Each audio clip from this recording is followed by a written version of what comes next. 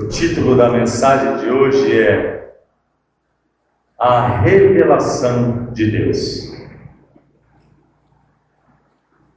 A Revelação de Deus. Vocês têm a revelação de Deus? Hein? Vocês têm na mente daquilo que, como nós estávamos dizendo, aquele que estava oculto há séculos, que foi revelado a cada um de nós? Vou fazer uma pergunta aqui. A cruz de Cristo, ela tem voz? Ela tem voz. Através dela, Deus está falando, está bradando ao mundo a respeito da revelação de seu Filho. Aprove ao Senhor revelar aos que creem nesta mensagem, a mensagem da cruz. Quando nós falamos cruz, nós estamos prefigurando, mas nós estamos falando de Cristo, a mensagem que ela traz. Não como os católicos, que traz a cruz pendurada como algo que pode fazer alguma coisa. Pois o Deus que é Espírito tem na sua palavra o seu principal instrumento de auto-revelação a todo ser humano, que é a cruz de Cristo. O que Deus está bradando e revelando de si mesmo na cruz. O que Ele está revelando de si mesmo? O que Ele está bradando? O que Ele está falando, proclamando?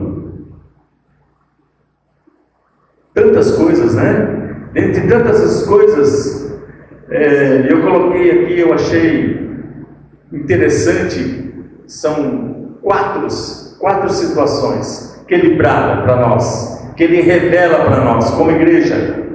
Primeiramente, a principal é a sua glória.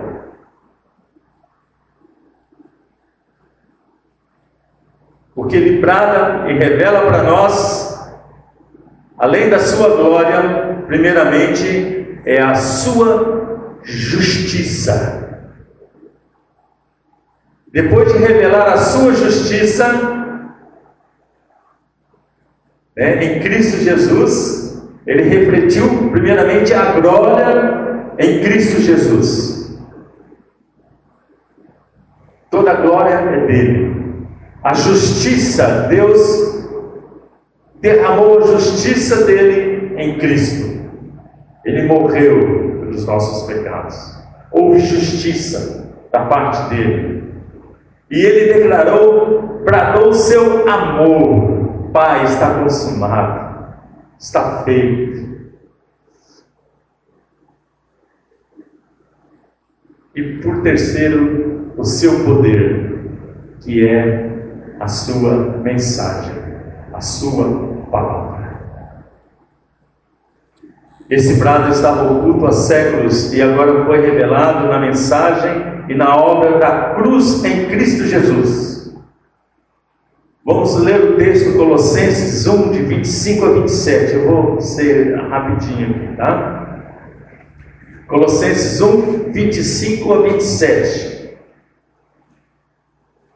Da qual me tornei ministro de acordo com a dispensação da parte de Deus. Paulo colocando aqui, que me foi confiada a vosso favor, para dar pleno cumprimento à palavra de Deus. O mistério que estivera oculto dos séculos e das gerações, agora todavia se manifestou aos seus santos, aos quais Deus quis dar a conhecer qual seja a riqueza da glória desse mistério entre os gentios, isto é, Cristo em vós, a esperança da glória. Primeiramente, como eu falei, a cruz revela a glória de Deus. O que é a glória? Alguém pode explicar? A glória.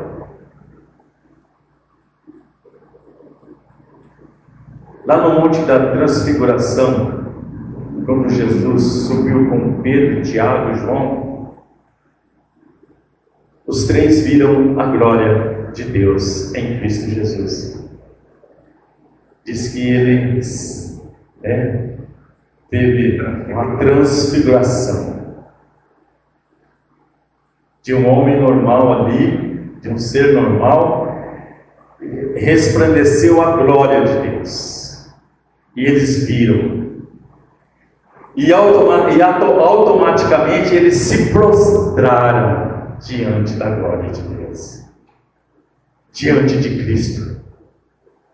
A glória de Deus é algo que não tem explicação, é o resplendor da glória de Deus, né? Nós vimos que outras pessoas viram a glória de Deus, não viram a Deus verdadeiramente, porque Deus, né, como ele disse a Moisés, se você me ver, você vai morrer. Mas ele viu, Moisés, Elias, Estevão, viram a glória do resplendor, não viram a face do nosso Deus, porque senão eles estariam mortos. Mas eles viram, se prostraram diante do Senhor, diante da glória, o resplendor da glória. Isso será maravilhoso quando nós fomos chamados pelo Senhor e nós vamos ver a glória do Senhor, ver face a face, ver a sua face. Aí sim nós vamos poder ver a face do Senhor, o resplendor, a glória de Deus sobre cada um de nós. E a palavra ainda fala que quando nós retornamos o corpo dele, o rosto dele brilhava. Né? Então está aqui uma tentativa de definir a glória de Deus. A glória de Deus é infinita, é a infinita grandeza e a infinita beleza de inúmeras perfeições que Deus tem. Fica difícil nós definirmos o que é a glória de Deus. É uma riqueza insondável, incompreensível, que nós, como seres humanos, nós não podemos explicar isso. Nós só vamos poder ver naquele grande dia. E diz que todo joelho se dobrará, toda língua confessará. Grandiosa é essa obra de Cristo, né? Toda a sua perfeição e toda a sua grandeza são belas, né? Demais. Ninguém viu a face, né, do Senhor, porque a sua glória é infinita. No Antigo Testamento, a glória de Deus se revela na natureza, pois em Salmo 19:1 diz que os céus proclamam a glória de Deus. E na história de Israel, né, Deus resplandeceu a sua glória, a sua riqueza numa nação, escolheu um povo para si, chamou um povo para si, para revelar a sua glória, a sua grandeza, a sua beleza. Ele teve resposta boa, esse povo de Israel? Não. Um povo rebelde, que não se atentou para a glória de Deus, mas não se atentou pela grandeza de um Deus que o chamou para si, para ser um povo para si, para ser um povo seu, um povo escolhido, uma nação santa, povo escolhido, redimido pelo sangue do Senhor Jesus. E nós somos agraciados como gentios, né? Nós fomos abençoados com isso, né? No Novo Testamento, a glória está totalmente associada a Jesus Cristo. O versículo chave está em João 1,14: e o Verbo se fez carne e habitou entre nós, cheio de graça e de verdade, e vimos a sua glória, glória como a do unigênito do Pai. Quem confirma isso é o próprio Jesus, referindo-se à sua morte como um fato de glorificação a si e a do Pai. O autor aos Hebreus ensina-nos que o Filho é o resplendor da glória e a expressão exata do seu ser. Hebreus 1:3. E essa expressão indica que ninguém expressa melhor o brilho de Deus do que o próprio Deus unigênito, a pessoa de Cristo Jesus. Jesus Cristo expressa a glória de Deus. Em 3 ocasiões distintas, Jesus se referiu à sua morte como honra de glorificação. Primeiramente, em uma resposta ao pedido de alguns gregos que procuraram vê-lo, e André e Felipe comunicaram a Jesus, e Jesus disse: é chegada a hora de ser glorificado o Filho do Homem. Em outra situação, Judas, assim que houve a Santa Ceia, Judas deixou o cenáculo e entrou à noite, e Jesus disse: agora foi glorificado o Filho do Homem, e Deus foi glorificado nele. Em João 13:30-32. Na oração sacerdotal, lá em João 17, ele disse: Pai, é chegada a hora, glorifica o teu Filho, para que o Filho te glorifique a ti. Então, toda a glória do Pai está expressa em Cristo Jesus. Ele glorificou o Pai, ele obedeceu ao Pai, ele honrou o Pai, ele obedeceu em tudo, ele foi submisso ao Pai, porque ele conhecia a glória do Pai, ele conhecia a beleza do Pai, ele jamais poderia deixar de obedecer aquilo que ele foi encaminhado para fazer, aquilo que o Pai tinha determinado para que ele fizesse. Essas 3 passagens têm 2 fatos em comum: a presença do termo agora ou ora, aquilo que eu falei ali. Prestar muita atenção. Olha só, é chegado a hora. É chegado a hora. É agora. Vai acontecer. Agora foi glorificado.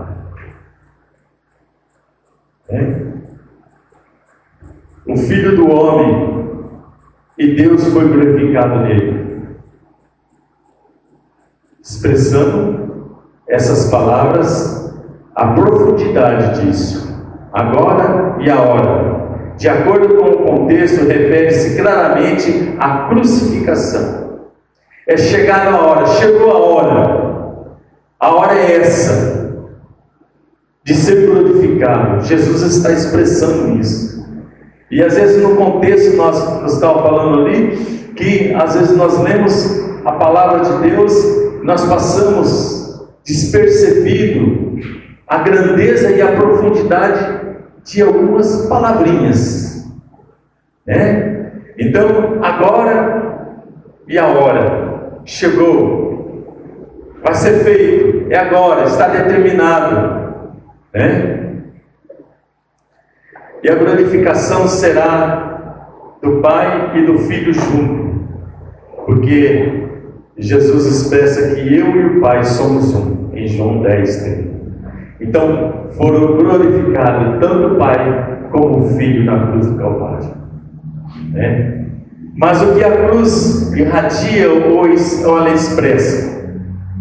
Nós vamos olhar em Romanos 5:8. Mas Deus prova o seu próprio amor para conosco, pelo fato de ter Cristo morrido por nós, sendo nós ainda pecadores.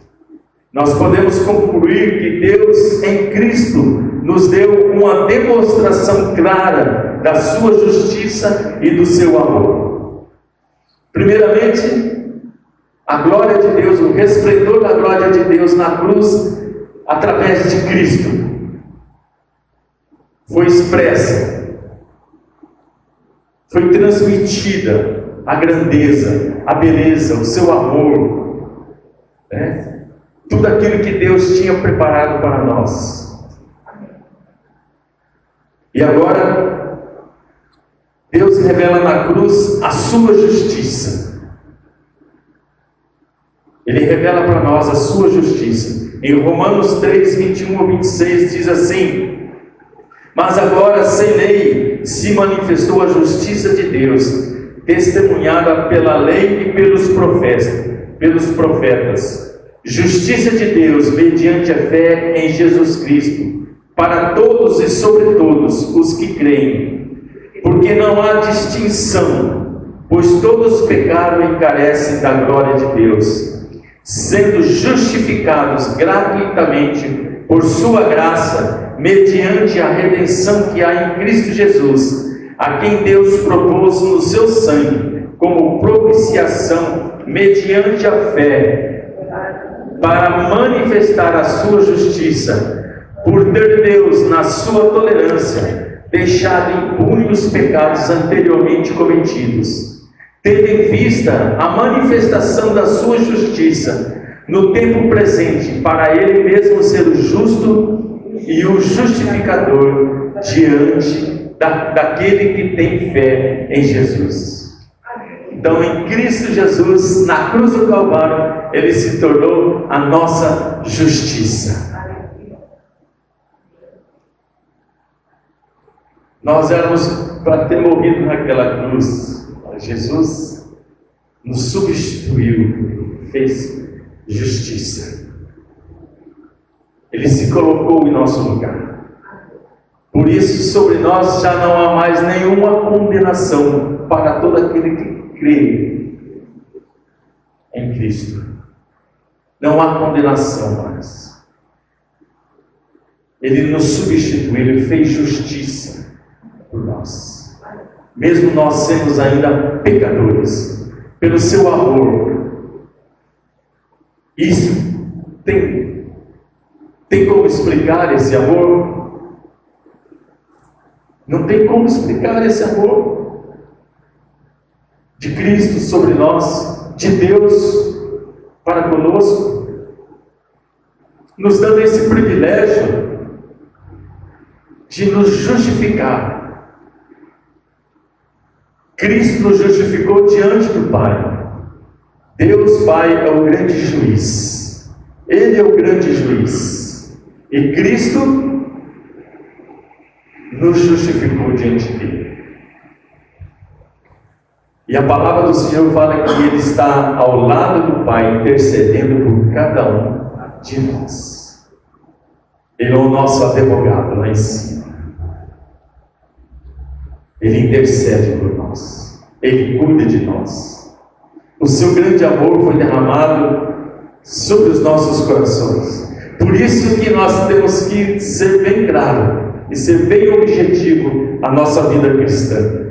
Se Deus é fiel, foi fiel para conosco, porque muitas vezes nós somos negligentes para com Ele. Por quê?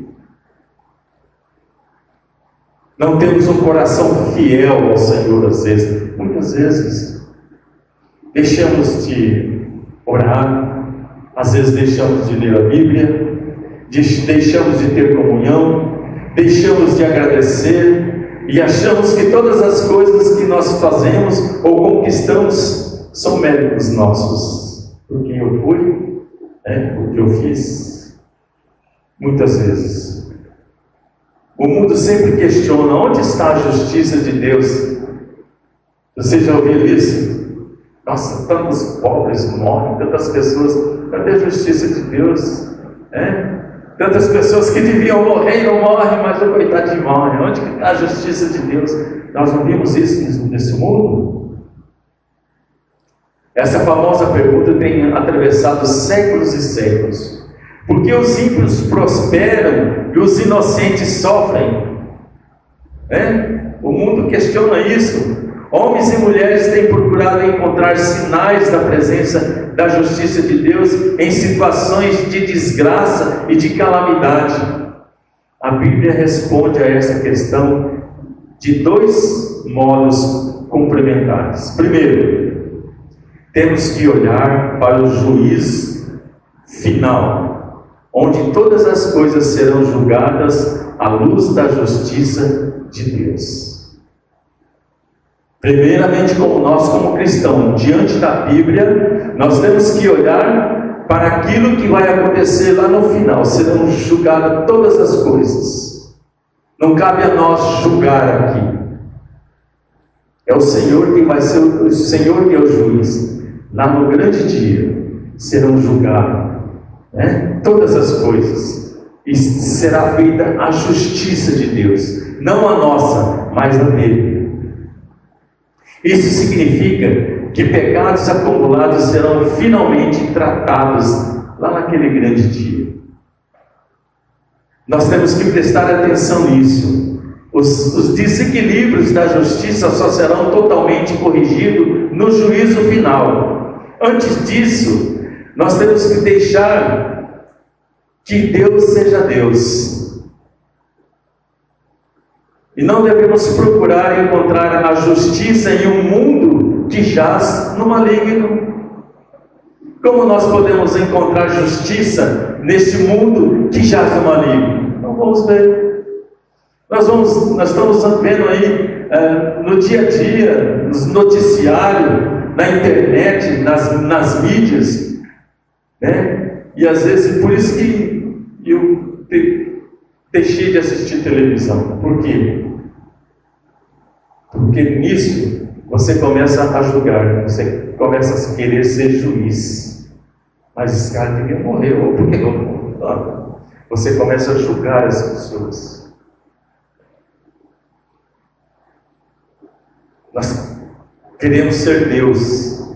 Lá no grande, né, no grande dia lá que a serpente, você será igual a ele. Se você comer, você vai ser igual a ele. Querer ser Deus, julgar a todas as coisas, condenar as pessoas, sendo que nós somos capazes de fazer igual ou até pior, depende da situação.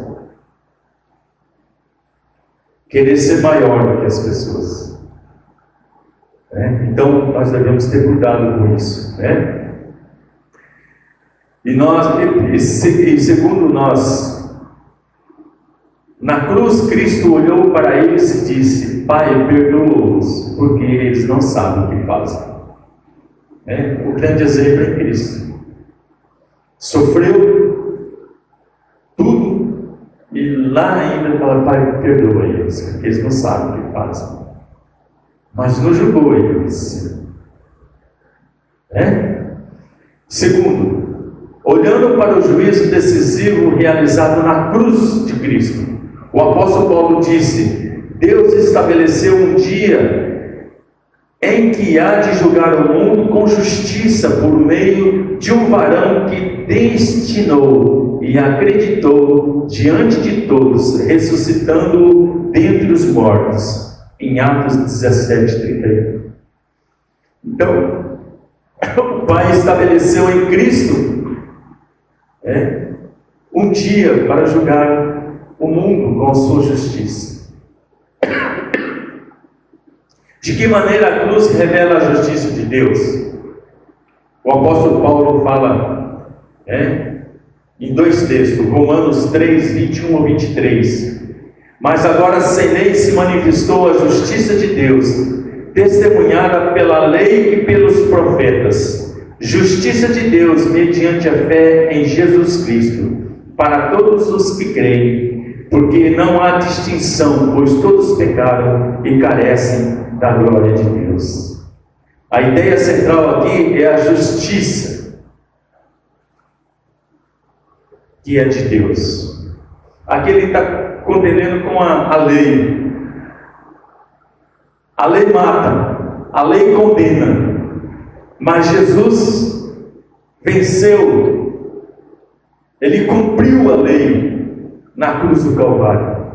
Ele cumpriu toda a lei. Já não há mais condenação para aqueles que estão em Cristo Jesus. A lei já não está, nós não estamos mais debaixo da lei. Nós estamos debaixo da nova lei que está em Cristo, que é estabelecida através do amor,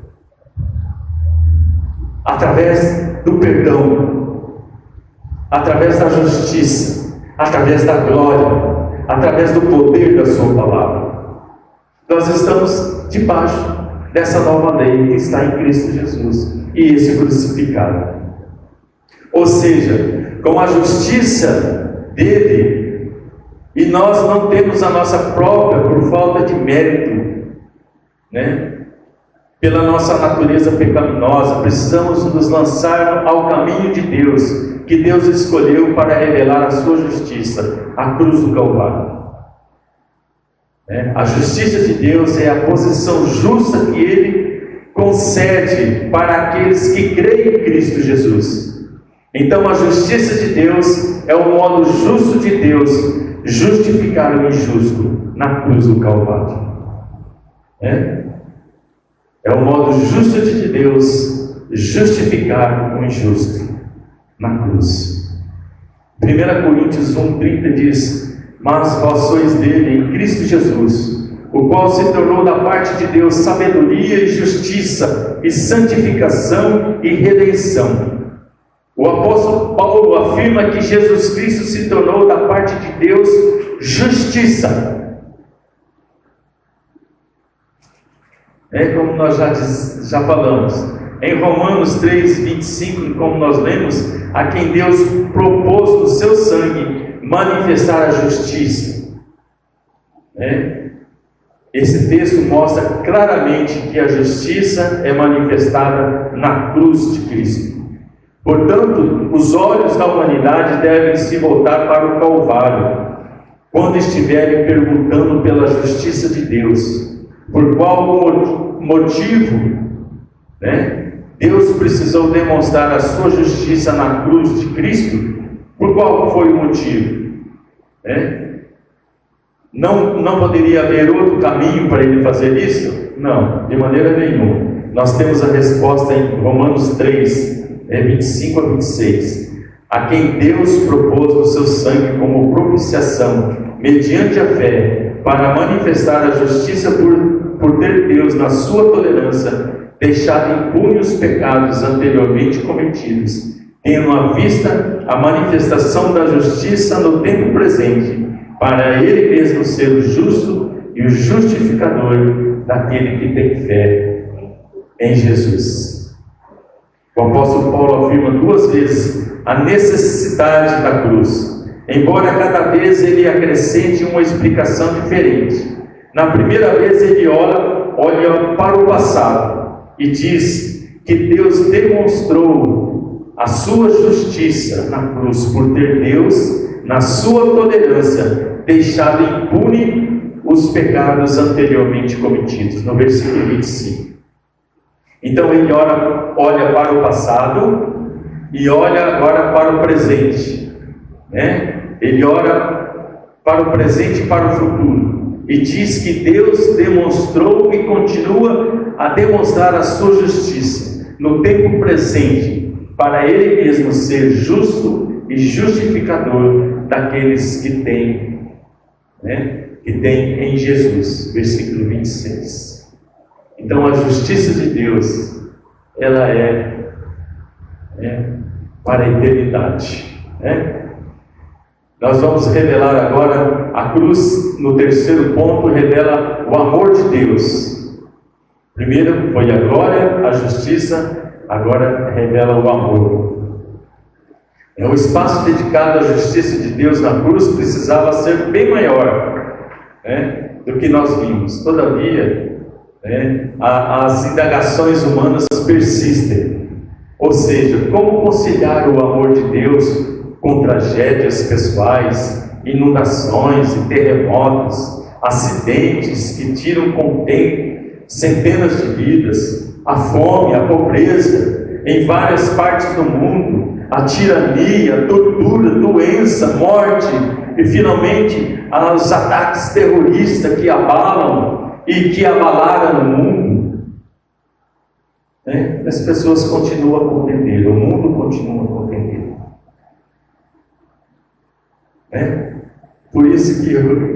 Por isso fala aqui, a palavra do Senhor é loucura.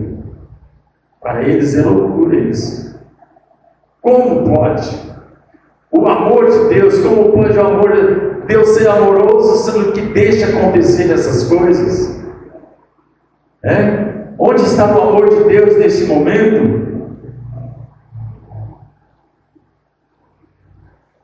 O propósito da cruz nunca foi responder às calamidades e tragédias da vida humana. Nunca foi. A palavra de Deus responde a essa calamidade em 2 Tessalonicenses 2, 7 e 8. E o apóstolo Paulo diz que a iniquidade já opera. Vamos lá em 7. Como efeito, o mistério da iniquidade já opera e aguarda somente que seja afastado aquele que agora detém. Então será de fato revelado o iníquo, a quem o Senhor Jesus matará com o sopro da sua boca e o destruirá para a manifestação da sua vida. A destruição de Satanás. Porque o mundo jaz no maligno, Não é Deus, é por causa do pecado. O homem se torna um pecador sem coração, sem sentimento, sem amor próprio. Ele só visa seu interesse. Ele quer para si. Não olha para o Senhor, não olha para o Deus. Ele olha para si, a sua vontade.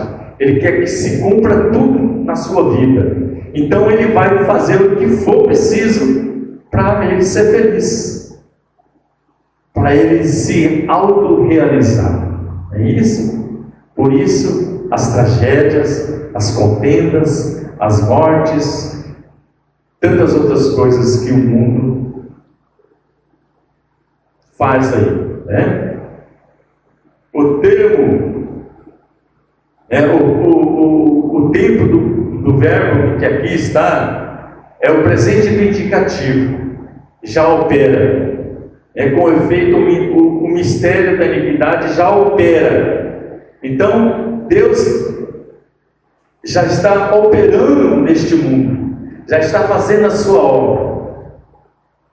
Nós temos que crer no Senhor, no seu tempo.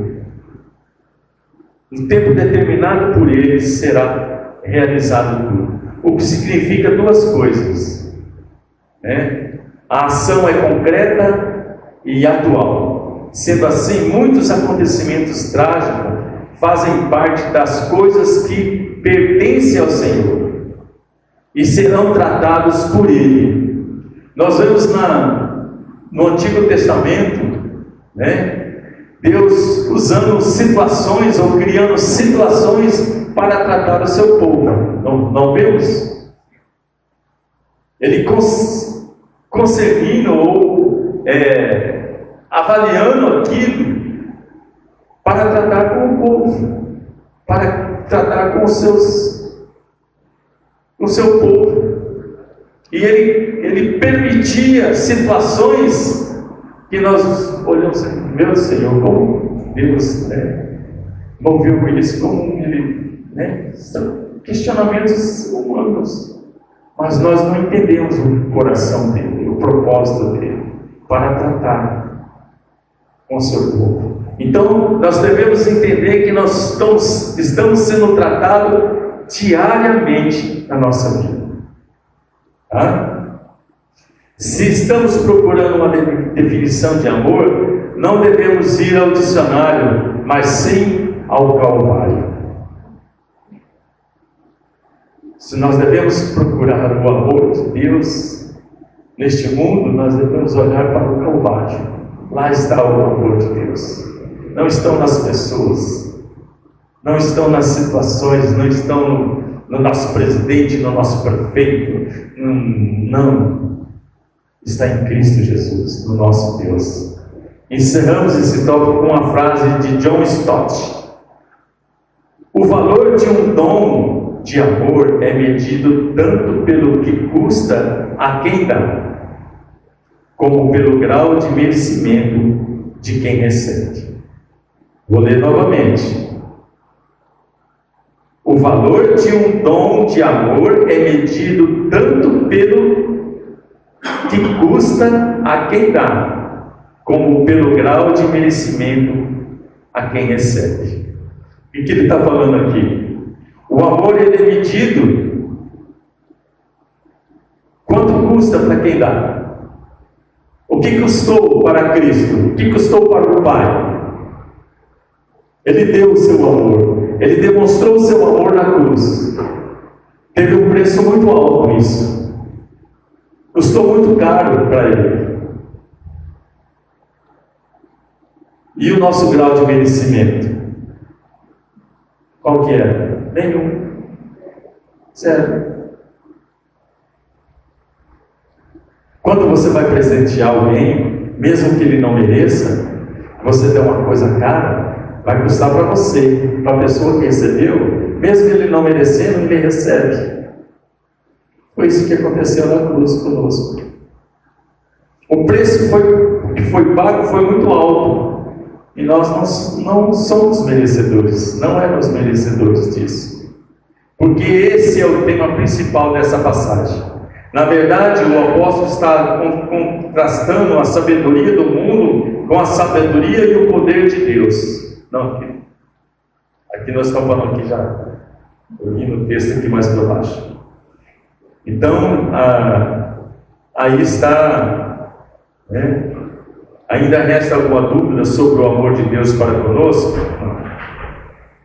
E nós vamos para o último ponto. A cruz revela a sabedoria e o poder de Deus. A última consideração que nós queremos fazer sobre a revelação de Deus na cruz é a sabedoria e o poder. Mas de que maneira a cruz revela a sabedoria e o poder de Deus? A cruz não é um instrumento de vergonha, de humilhação, de condenação para os malfeitores? Sim. O texto bíblico básico para responder a questão acima é em 1 Coríntios 1,18. Certamente a palavra da cruz é loucura para os que se perdem, mas para nós que somos salvos é poder de Deus. Porque esse é o tema principal dessa mensagem. Na verdade, o apóstolo está constatando a sabedoria do mundo com a sabedoria e o poder de Deus. Porque tanto os judeus pedem sinais como os gregos buscam, mas a sabedoria. A sabedoria e o poder que Paulo tinha para apresentar aos judeus e aos gregos era a cruz de Cristo.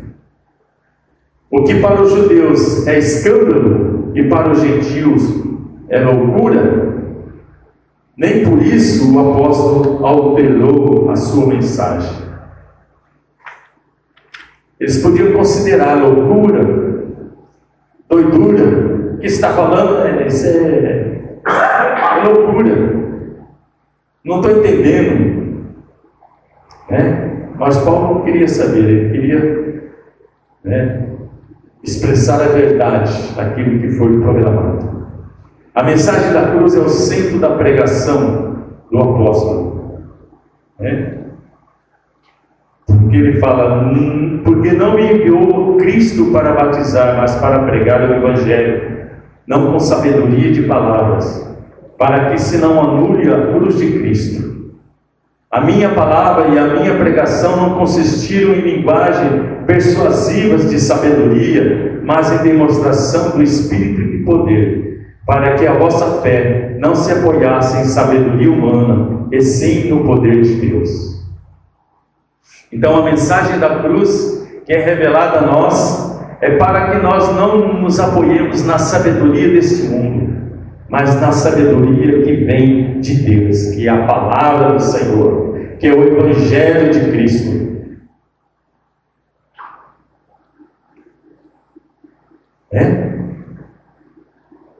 O mundo jamais conhecerá Deus pela sua própria sabedoria, visto como na sabedoria de Deus o mundo não o conheceu por sua própria sabedoria.